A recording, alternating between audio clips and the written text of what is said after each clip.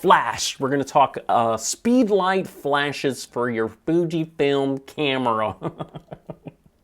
I'm so tired. Hey guys, Omar here, and today we're gonna be talking flashes, powerful flashes for your Fujifilm camera. Now, when most people ask me for a flash recommendation for their Fujifilm, if they're just starting out or they don't use flash too much, I love this little guy, this little Flashpoint 3, what's it called? Also known as the Godox 350 TT. That flash is fine and dandy, but it's not very powerful. If you want a more powerful flash, let's take a look at the Godox V1. Now, the company Godox actually sent me this Fujifilm unit to test, but completely not biased at all. I actually have a roundhead flash for Sony. I have for Canon, I have the the 850 for Canon. I own an AD200 with the roundhead on there. I also have an AD600 I bought with my own money. I actually have two.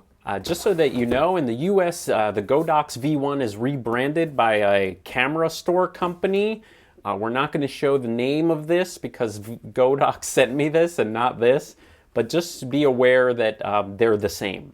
So that's actually my highest recommendation for getting into the Godox system. I love it because all the flashes for all the different brands of cameras can actually work together. You can actually fire lights from different brands. So Godox actually makes two kinds of speed lights. They make the regular looking kind. You can see I have it gelled here with a little Velcro gel.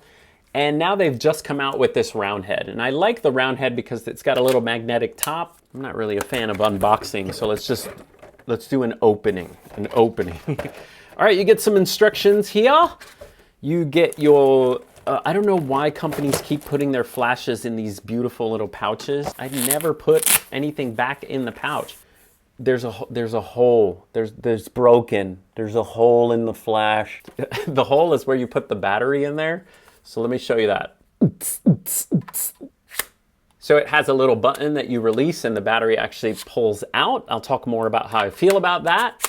Okay, so in the box you get a little stand. You also get the charger thingy-mabub. This is the whole new charging system. It's pretty small. And of course you get the flash. The flash, couple of features about the flash. The swivel goes all the way around, right directly back into your face. It goes totally around about that much. And then the other cool feature it has, it actually will fold backwards if you want it in your face. Now the reason this is great is because you can just bounce light on a ceiling or a wall behind you instead of having to turn this really quickly. It's got the magnetic top that we mentioned, but just note that none of these guys are included in the kit that I showed you, but you can stack different grids.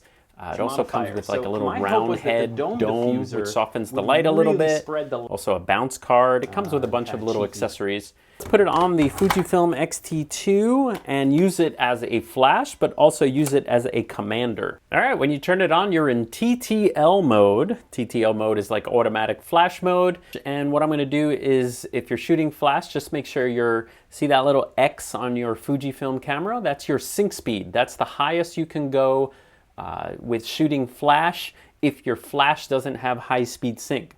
Now this flash happens to have high-speed sync, so you can go beyond that and take a photograph. If you shoot beyond the high-speed sync, you're going to actually see the shutter curtain in your shot, unless you set up your Fujifilm to do high-speed sync. Let's do that. Menu, flash, flash function, and if you go down to sync, tell it to go high speed sync. Now the camera can shoot high speed sync. Okay, Cap, just lay there nice. All right, so now we are on TTL automatic flash and we're firing away at below the sync speed. Oh, sorry, I just bumped you. Doing great, Cap, you're doing great. Let's get closer. So that's TTL mode if you want to shoot in auto flash. You can change to the second mode, which gives you group mode. That means the flash on our camera right here is group M for master. And then we have all these other little groups that we can switch. Now, right now I have this big mama over here set to group C.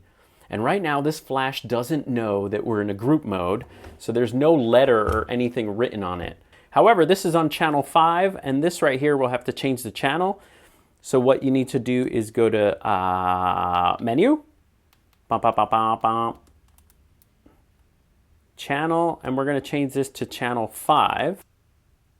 Okay, now we're on channel 5. We're going to go back, and now this group C, in a second, we're going to go C, C, and we're going to fire it. Ooh, F you. If you notice, it says F in the upper left there for wireless. So the flash automatically knows that it's a Fujifilm.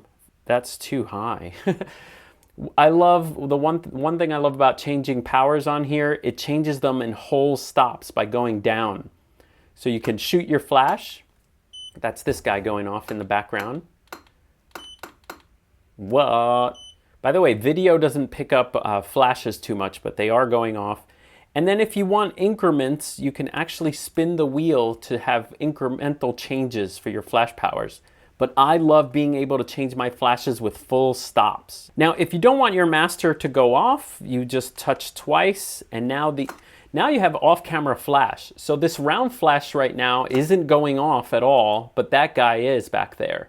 And that's the beauty of being in this ecosystem. You now have a powerful flash for your Fujifilm camera, but you also have a powerful commander for all these other lights that you can put in a room. And so those of you that are starting to work with off-camera flash with your Fujifilm, I totally recommend the Godox system for its ability to control lights from other companies, like from other systems. This is a Canon flash, and let's see if we have a Sony. Yep, we got a Sony one over here. Let's turn on a Sony one. It's tired. So just to show you how quickly you can change powers around the room if you have different lights. Right now I'm using the V1 that's on the Fujifilm camera as a commander. So let's say I have three rooms. Let's say I have 3 lights in the room, A, B, and C. All you have to do is double tap each one to turn them on to TTL. You 3-touch them to turn them to manual. So here we go. Now they're all manual. Now all you have to do is touch the letter, you can see the letters here, touch the letter of the group you want to control and go down on powers. So I can go to group B, turn it down. You can also hit it again to turn off group B, group C, down. And so you can control your flash powers really quickly.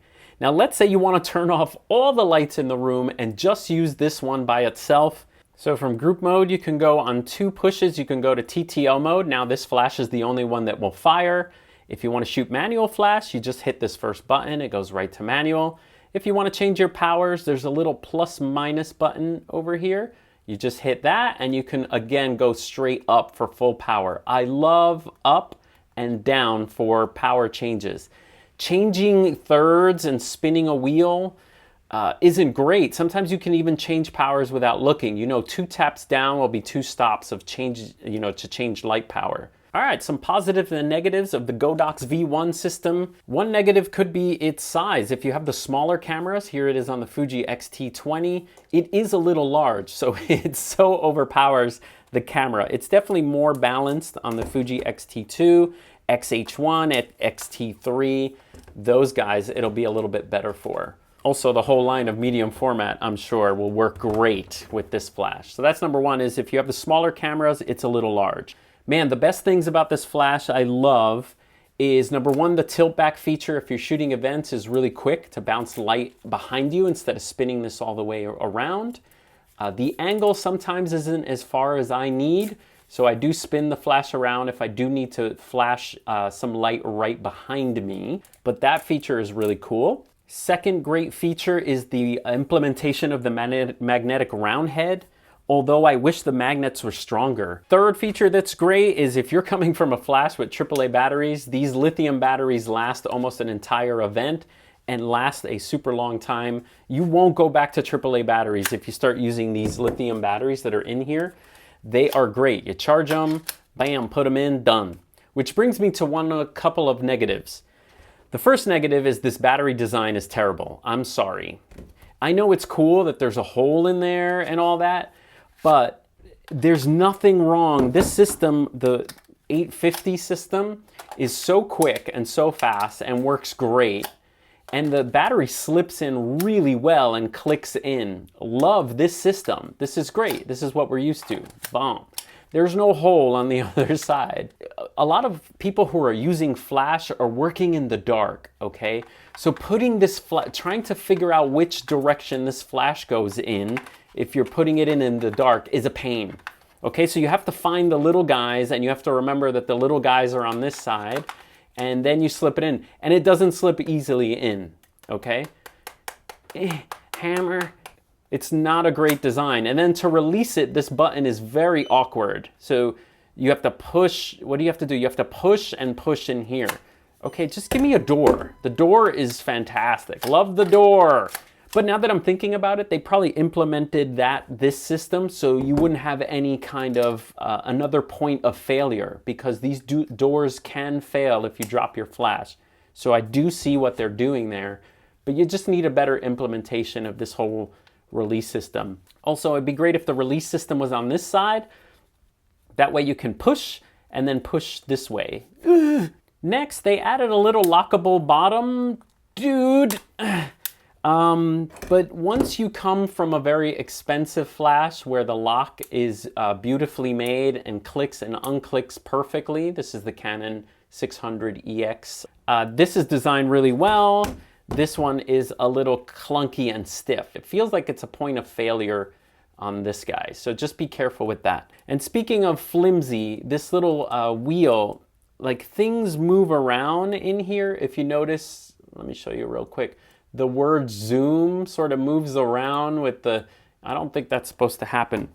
And again, if you come from a quality flash where everything is just really well built, that's kind of what you're getting. Now, it's not cheap. The flash is not that cheap.